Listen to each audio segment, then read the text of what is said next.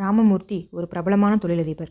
5 தொழிற்சாலைகள், 100க்கும் மேற்பட்ட ஊழியர்கள் என அவர் எந்நேரமும் பிஸியாகத்தான் இருப்பார். அவரை கண்டாலே அவரின் பெருமைகள் பாடும் உறவினர்கள். வீட்டில் எப்போதும் சிரிப்பும் சத்தமும் என நாட்கள் ஓடியது. அந்த சத்தம் மாறும் நாள் வந்தது. அவருக்கு திடீரென்று மூளையில் கட்டி என்று கண்டறியப்பட்டது. மருத்துவர்கள் அவருக்கு அதீத ஓய்வு தேவை என வலியுறுத்தினர். அந்த செய்தி வெளியில் வந்ததும் வீட்டில் இருந்த சந்தோஷம் மாறிப்போனது. மகனும் மருமகளும் வெளிநாட்டில் இருந்தனர். மனைவி வீட்டை கவனிக்கிறார். மேலும் அவர் உலகம் அறியாதவர்.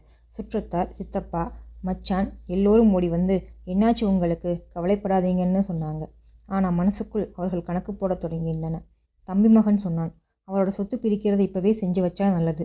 ஏதாவது ஆயிடுச்சுன்னா பின்னாடி பிரச்சனை வராது என்றான். மற்றொருவர், அவர் நம்பிக்கையோடு சைன் பண்ணிடுவார், இதுதான் ரைட் டைம் என்றார்.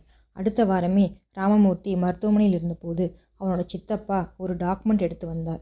ராமு, இது ஒரு சாதாரண ஆஃபீஸ் டாக்குமெண்ட் தான், சைன் பண்ணிடுன்னு சொன்னார். ராமமூர்த்தியின் கண்களை நம்பிக்கை கயிற்றை வைத்து கட்டியிருந்தன. அது மெயின்டெனன்ஸ் பேப்பர் இல்லை, கம்பெனி ஷேர் டிரான்ஸ்ஃபர் பேப்பர்ஸ். அவரோட 60% பங்குகள் சித்தப்பாவின் பெயருக்கு போய்விட்டது.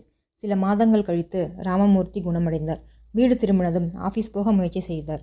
ஆனால் செக்யூரிட்டி, சார் உங்களுக்கு பர்மிஷன் இல்லை என்றார். அவர் அதிர்ந்தார்.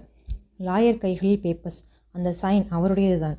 அந்த நிமிஷம்தான் புரிந்தது, அவர் ஏமாற்றப்பட்டது. அன்று அவர் எரிகிற வீட்டில் பிடுங்கிறது லாபம் என்கிறார் போல என்னுடைய துன்பத்தில் அவர்கள் பயனடைந்து விட்டனர் என்பதை உணர்ந்தார். அடுத்த நாளே அவர் எல்லாத்தையும் விட்டுவிட்டு கிராமத்துக்கு போய்விட்டார். அங்கே ஒரு சிறிய டியூஷன் சென்டர் ஆரம்பித்தார். தனக்கு தெரிந்த விஷயங்களை அந்த குழந்தைகளுக்கு சொல்லிக் கொடுத்து மகிழ்ந்தார். அவர்களின் முகத்தை பார்த்து அவரது மனம் நிம்மதியடைந்தது.